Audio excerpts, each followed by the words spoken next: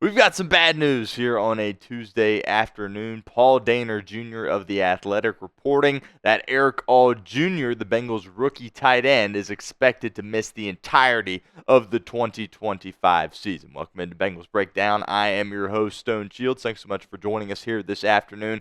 Obviously, this isn't great, right? All was having such a great rookie season until he suffered that torn ACL relatively early in the season. And not only is it going to cost him most of the 2024 season, but it looks like he is going to miss the entirety of the 2025 season as well. We will detail this injury a little bit more, as well as discuss some potential replacements for Erick All Jr. coming up on today's show. But before we get into that, make sure you guys hit that subscribe button if you have not done so already. When Cincinnati Bengals breaking news happens, we've got you covered here at Bengals Breakdown. Don't miss any of our coverage. Hit that sub button, youtube.com/BengalsTV.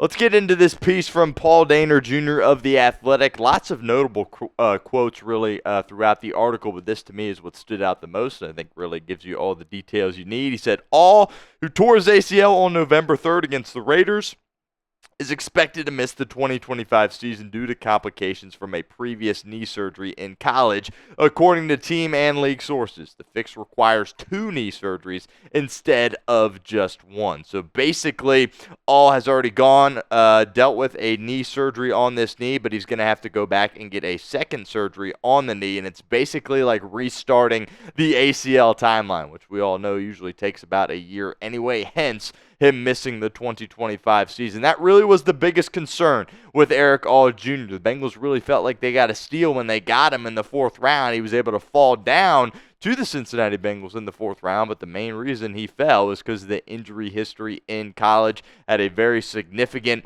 back injury in college that doctors deemed like a life-changing injury to his spine, and also tore his ACL in college as well. And that's kind of, the unfortunate reality surrounding Erick All Jr.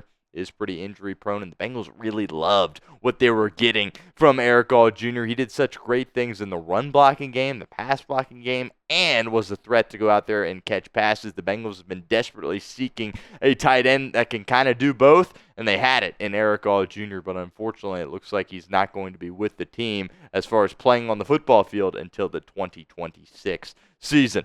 Leads to the pinned comment of today's video. What's your one-word reaction to the Erick All Jr. news? Pretty simple. It's sad, right? That's my one word, but I want to know what you guys think. Get down in the comment section and let us know. If that ad comes here on YouTube, that's totally fine. Take advantage of it. Get down there and sound off for us. All right, this next part of the show, we're going to transition into some potential replacements. And first up, of course, is Mike Gesicki, who, by the way, he's falling under the internal options category here, but he is a free agent, as we know. And still some uncertainty around Gesicki, whether or not he will be with the team next season. Joe Burrow, Zach Taylor, a lot of the players want him to be back, but you got big contract coming down the pipeline with Jamar Chase. Perhaps T. Higgins. Obviously, you're paying Joe Burrow. That's only going to get more and more expensive as the years go on. Mike Gesicki's value has never been higher after the season he had in 2024, so we'll see if the Bengals are able to bring him back. You feel a heck of a lot better about this All injury if you are indeed able to bring Mike Gesicki back, because he was such a great player for you in 2024. Obviously, some of the blocking stuff from Gesicki is not comparable to Erick All. He's really more of a receiver when you think about it in terms of Gesicki and his role out there on the football field. But getting Gesicki back would go a long way in helping you feel a lot better about this Erick All injury. Next up, Drew Sample, of course, who in my opinion is coming off the best season of his career. Talked about how All has that, he can go out there and catch passes and he can block. With a guy like Sample, he's really more of just a blocker. Had a few catches on the season, did some good things in the passing game, but for the most part, he is more just a blocking tight end, and he's certainly going to contribute to, Erick All going down and missing the 2025 season as well. I expect Sample to go out there and have another good year in 2025, but doesn't really bring the same pass catch threat that Erick All Jr. does. This next guy is interesting, Tanner McLachlan. I remember when the Bengals drafted Tanner McLachlan, we actually did a video saying that he could be a surprise star for the Cincinnati Bengals team. He was only out there for 2 games, and he really didn't do anything at all. Of course, the Bengals' 6th-round pick last year, they took him 2 rounds after they took Erick All Jr., and let's see if McLachlan gets his name called a little bit more. They really ended up going with Cam Grandy at the end of the season over Tanner McLachlan, which was a surprise to me, so maybe he wasn't developing as well as the coaches may have thought or hoped, in practice.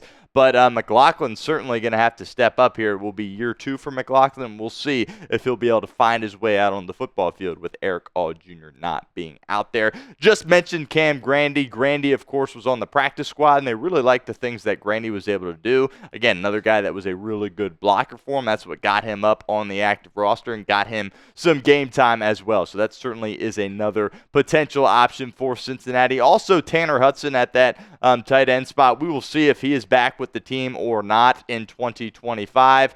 Hudson, of course, had the fumble in week 1, which is what most people remember. And after he came back from that knee injury, he had some good moments there at the end of the Cincinnati Bengals season. Those are kind of the internal options. Again, Gesicki, of course, is the most notable guy that is going to be a free agent for Cincinnati. But we'll see what this tight end room looks like in 2025.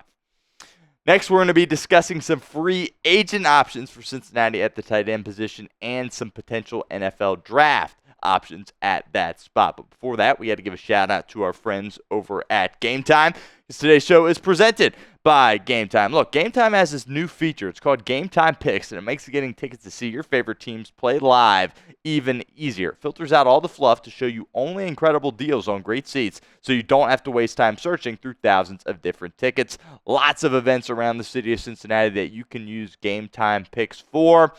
Cincinnati basketball, you see over there at Fifth Third Arena, unfortunately not having the season a lot of us expected, but regardless, really awesome venue. Would really encourage you guys to get down to Clifton and check them out. Use that Game Time Picks feature and get the best deals possible. My other favorite features on the Game Time app, the seat views. Get a panoramic view from your seat in the app before you buy with Game Time. Secondly, the all-in pricing. Toggling this feature up front allows you to see your total up front so you don't get hit with any of those surprise fees at checkout like some of those other ticketing companies can get you with. So take the guesswork out of buying tickets with Game Time. Download the Game Time app, create an account, use code CHATSPORTS for $20 off your first purchase. Terms apply, but again, create an account, redeem code CHATSPORTS for $20 off. Download Game Time today. Last minute tickets, lowest prices, all guaranteed.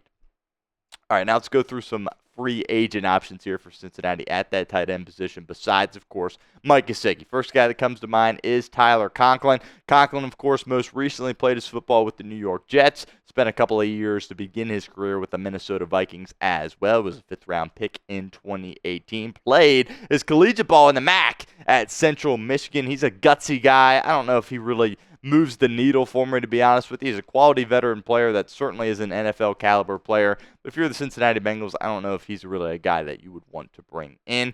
Juwan Johnson, another guy who has spent the entirety of his career with the New Orleans Saints, actually went undrafted in 2020, but has been able to stay in the NFL for, 4 or 5 years now.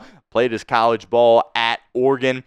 His final season at Oregon, transferred there from Penn State. That's where he started his collegiate career. He's a guy that is a really big dude, is certainly a red zone threat, can pass block and can run block. Interesting guy, but again, doesn't really move the needle for me that much. Austin Hooper is he's seen a bit of a resurgence here in his career, most recently with the New England Patriots. Thought he did some good things for him offensively, but, that offense really was a disaster for much of the year. Austin Hooper, certainly a guy to monitor. He had a great start to his career in Atlanta, and I still think he has some good football ahead of him. Next up here is Tommy Tremble, who plays for the Carolina Panthers. This guy that went to Notre Dame, another big guy, 6'4", 250 pounds. Didn't do a ton in 2024. Obviously was a part of a dysfunctional offense as well, but another guy that certainly can be a threat in the red zone for you. And this next guy is Zach Ertz. Now, I would expect Ertz to be back with the Commanders in 2025. we will see, how things go in that respect. But I think Ertz clearly is the best tight end on this list. He's been awesome for Cliff Kingsbury and that Washington Commanders offense. I would love to have Zach Ertz in if you lose Mike Gesicki, and that would be the perfect replacement for Erick All Jr., but I would be surprised if, one, Cincinnati would pay the money that is going to be needed to get Zach Ertz, and two, if they would add him if they have Mike Gesicki coming back. Let me know. Do you think the Bengals need to add another tight end besides Mike Gesicki, whether it be via the draft or free agency? Sound off for us in the comments. Type Y for yes or N for no. Before we get out of here, let's break down a few guys that are going to get drafted. We're going to be talking about the best tight ends in the draft here. Obviously, nobody better than Tyler Warren. Talked at length about Bengals draft targets for the 2025 draft. It's my way of thinking they need to go defense. Could be interesting here. Tyler Warren is a can't-miss guy. He's going to have a great career in the NFL. He should be the first tight end taken. I don't think he's going to fall to 17, though. I think he's going to be gone before that. If he's somehow there, I think you probably got to take him. This guy's unbelievable. If you didn't watch him in college, had a great career with Penn State, and not sure the Bengals want to go that route. It'd be hard to pass up on him if he was somehow there at 17, but he's probably going to be gone by that point.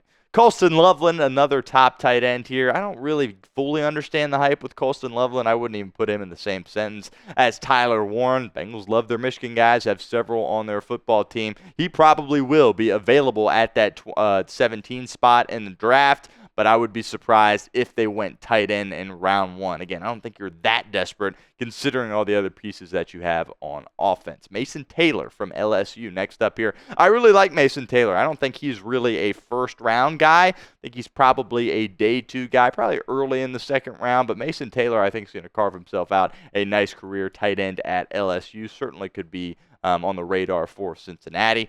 Harold Fannin Jr. also plays in the MAC, Bowling Green. This guy would be able to play in the SEC or the Big Ten. He's no doubt going to have a solid NFL career, played his collegiate ball again at Bowling Green. I think he's an early day two guy as well. Me personally, you got so many holes on defense. You're bringing in a new defensive coordinator. Let's get some defensive draft picks. I'm not really thinking about adding a tight end despite this injury news around Erick All Jr. And last guy here is Gunnar Helm of Texas. He had a solid season for the Longhorns, of course. I view him also as a day two guy, so all these guys are probably going in the first 2 days. I personally would pass up on the tight end position this early, and my biggest focus at this point would be trying to get back Mike Gesicki for the 2025 season. Make sure you guys give me a follow over on Twitter at StoneShields_. I believe we're only 3 or 4 followers away from 500 followers. I also got a poll up there right now, and it relates to the NFL draft. So make sure you go vote on my poll at StoneShields_ on Twitter.